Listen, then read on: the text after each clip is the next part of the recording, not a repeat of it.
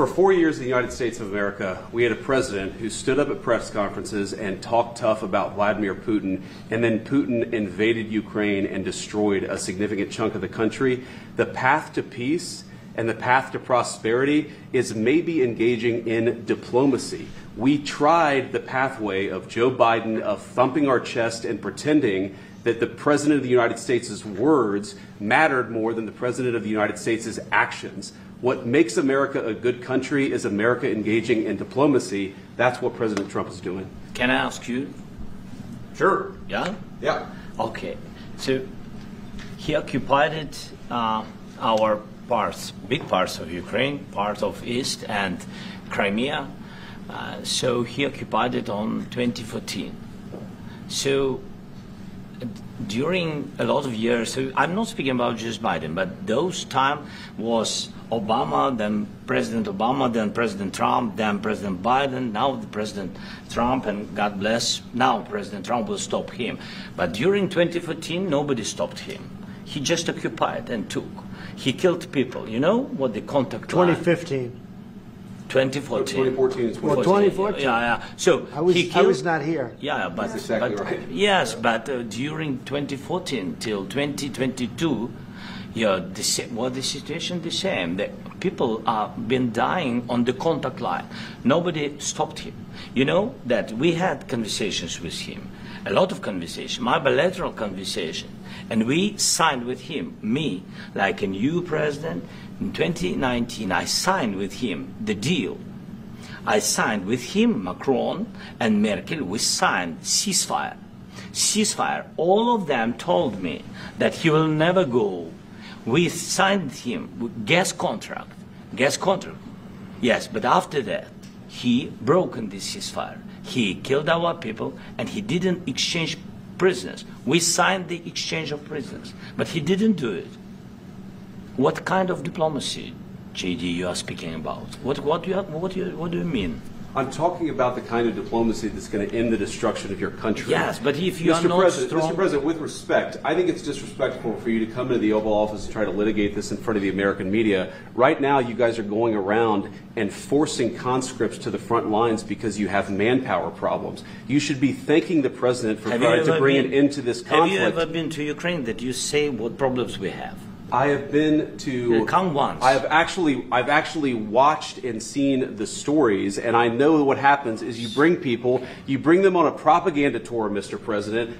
Do you disagree that you've had problems bringing people into your military? We have problems. And do you think that it's respectful to come to the Oval Office of the United States of America and attack the administration that is trying to prevent the destruction of your country? A lot of questions. Let's start from the beginning. Sure. First of all, during the war, everybody has problems, even you, but you have nice ocean and don't feel now, but you will feel it in the future. God bless. You don't know that. God bless. You God bless. You will not have a war. Don't tell us what we're going to feel. We're trying to solve a problem. Don't tell us what we're going to feel. I'm not telling you. Because you're in no position to dictate that. Remember this. I'm not You're in no position to dictate what we're going to feel. We're going to feel very good. You will feel influence. We're going to feel very good and very strong. You will feel influence. You're right now not in a very good position. You've allowed yourself to be in a very bad position, and he happens to be right about it. From the very beginning of the war, you're not in a good position. You don't have the cards right now. With us, you start having cards. I'm not playing cards. Right now, you don't. Yeah, you're playing cards. Mr. President. You're playing cards. Serious. You're gambling with the lives of millions of people. You're gambling with World War III. You're gambling with World War III. And what you're doing is very disrespectful to the country, this country. It's back to you. Far more than a lot of people said they should have. Have you said thank you once? A lot of times. No, in this even entire today, meeting, you said thank even you. Today. You went to Pennsylvania and campaigned for the opposition in October. Offer some words of appreciation for the United States of America and the president who's trying to save your country. Please, you think that if you will speak very loudly about the war, you can... He's not speaking loudly. He's not speaking loudly. Your country is in big trouble. Can I Wait a answer? minute. No. You've done a lot of talking. Your country is in big trouble. I know. You're not winning. I know. You're not winning this.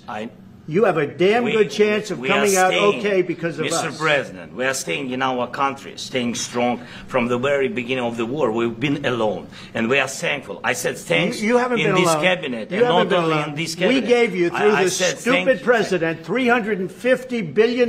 You voted we gave for you your military equipment, and you men are brave, but they had to use our military. What about if you didn't have our military equipment, if you didn't have our military equipment, this war would have been over in 2 weeks. In 3 days, I heard it from Putin. In 3 days. This is something maybe new. Less. In 2 weeks, of course, yes. It's going to be a very hard thing to do business like this. I tell you. Just say thank you. I said a lot of times thank you to American people. Except that there are disagreements, and let's go litigate those disagreements rather than trying to fight it out in the American media when you're wrong. We know that you're wrong. But you see, I think it's good for the American people to see what's going on over here. I think it's very important. That's why I kept this going so long. You have to be thankful. You don't have the cards. Thankful. You're buried there. Your people are dying. You're running low on soldiers. Listen, you're running low on soldiers. It would be a damn good thing. And then you tell us, I don't want a ceasefire. I don't want a ceasefire. I want to go and I want this. Look. If you could get a ceasefire right now, I tell you, you take it so the bullets stop flying and your men stop getting killed. Of course, we want to stop the war. But you're saying you don't want a ceasefire. But I said to you, I want a ceasefire. With guarantees. Because you'll get a ceasefire faster than an agreement. Ask our people about ceasefire, what they think. That wasn't with me. For you what, that wasn't with me. That was with a guy named Biden, who was not a smart person. That was with Obama. President. It was your president. Excuse me. That was with Obama, who gave you sheets, and I gave you javelins. Yes. I gave you the javelins to take out all those tanks. Obama gave you sheets. In fact, the statement is Obama gave sheets and Trump gave javelins. You got to be more thankful, because let me tell you, you don't have the cards. With us, you have the cards. But without us, you don't have any cards. One more question to Mr. Vice President. I'm sorry. It's going to be a tough deal to make because the attitudes have to change. What if Russia breaks ceasefire? What if Russia breaks peace talks? What do you do then? I understand that it's a heated conversation right now. What are you saying?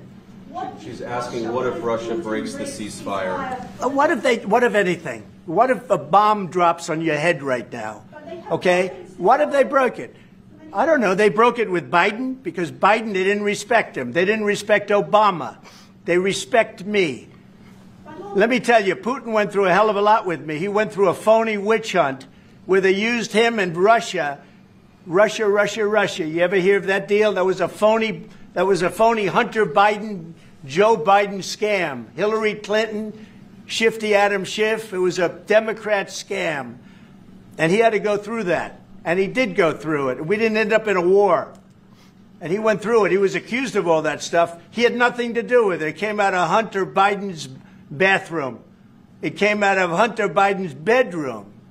It was disgusting. And then they said, oh, the laptop from hell was made by Russia. The 51 agents. The whole thing was a scam. And he had to put up with that. He was being accused of all that stuff. All I can say is this. He might have broken deals with Obama and Bush, and he might have broken them with Biden. He did, maybe. Maybe he didn't. I don't know what happened. But he didn't break them with me. He wants to make a deal. I don't know if you can make a deal.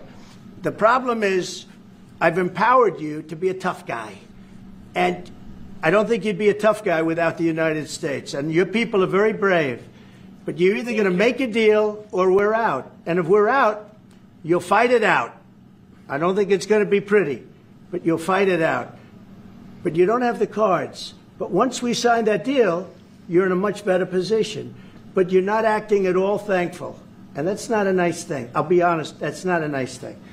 All right, I think we've seen enough. What do you think? Huh? This is going to be great television, I will say that. All right. We'll see what we can do about putting it together. Thank you. Thanks. What kind of diplomacy, JD, you are speaking about? What do you mean?